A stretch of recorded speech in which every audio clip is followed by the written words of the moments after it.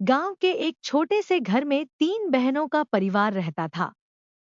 सबसे बड़ी थी सुमित्रा, जो परिवार की जिम्मेदारियों का बोझ अपने कंधों पर उठाए थी।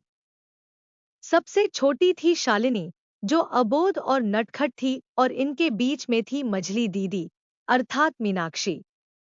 मीनाक्षी का स्वभाव बड़ा ही सरल और प्रेमपूर्ण था। वह न तो बड़ी बहन की तरह सख्त थी और न ही छोटी बहन की तरह चंचल। वह एक ऐसा सेतु थी जो परिवार को एक सूत्र में बांधे रखता था। मीनाक्षी का बचपन साधारण था, लेकिन उसकी आंखों में बड़े सपने थे। वह अपने खेतों और घर के आंगन में खेलती, पक्षियों की आवाजों में खो जाती और मिट्टी की गंध में सुख पाती। जब सुमित्रा पढ़ाई के लिए स्कूल जाती और शालिनी घर में गुड़ियों से खेलती, मीनाक्षी हमेशा कुछ नया करने की कोशिश करती। कभी माँ के साथ रसोई में मदद करना, तो कभी पिताजी के साथ खेतों में हाथ बंटाना। उसका स्वभाव बड़ा ही विनम्र और संयमित था। माँ तो उसे साक्षात लक्ष्मी कहती थी। इस घर का हर कोना उसके बिना सूना लगता है। बचपन में ही उसने समझ लिया था कि जीवन में हर काम का महत्व है, चाहे वह छोटा हो या बड़ा। मीनाक्षी की युवावस्था में परिवार के हालात कठिन हो गए। पिता की अचानक मृत्यु हो गई और घर की जिम्मेदारियों का बोझ सुमित्रा और मीनाक्षी पर आ गया। जहां सुमित्रा पढ़ाई छोड़कर सिलाई का काम करने लगी, वहीं मीनाक्षी ने स्कूल जारी रखा।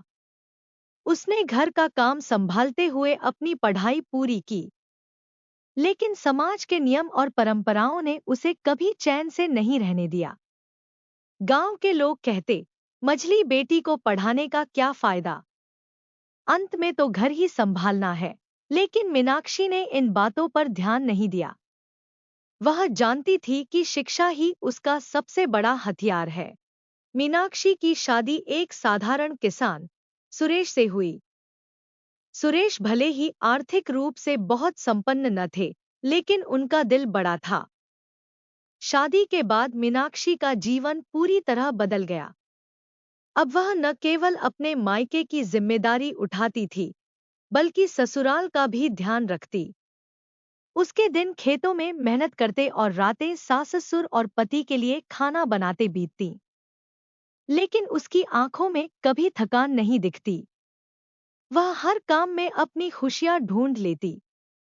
समय के साथ साथ चुनौतियां और भी बढ़ गईं।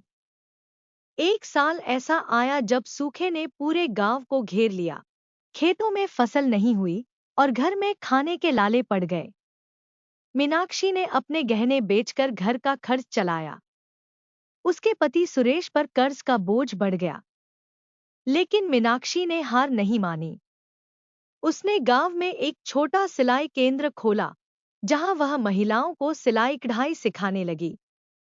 धीरे धीरे उसकी मेहनत रंग लाई और परिवार की स्थिति बेहतर होने लगी। मीनाक्षी 3 बच्चों की मां बनी। उसने अपने बच्चों को वही सिखाया जो उसने बचपन में सीखा था, संघर्ष करना, मेहनत करना और हर परिस्थिति में खुश रहना। उसके बच्चे उसे देखकर प्रेरित होते थे।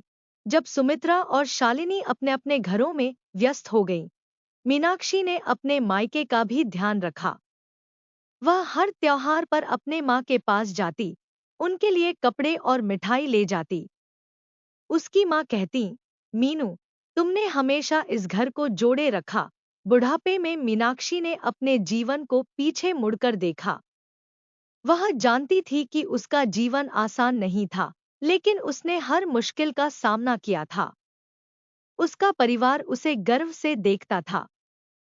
गांव की औरतें कहती, मझली दीदी से हमें सीखना चाहिए कि कैसे मेहनत और लगन से जीवन को बेहतर बनाया जा सकता है। मीनाक्षी के जीवन ने यह साबित किया कि कठिन परिस्थितियां भी एक साधारण इंसान को असाधारण बना सकती हैं। उसका जीवन संघर्ष, प्रेम और त्याग की मिसाल बन गया। दोस्तों, ये थी आज की कहानी। कहानी पसंद आए तो कमेंट्स, लाइक और शेयर जरूर कीजिएगा और चैनल पर नए हैं तो सब्सक्राइब जरूर कीजिएगा। तो मिलते हैं अगले वीडियो में एक नई कहानी के साथ। धन्यवाद।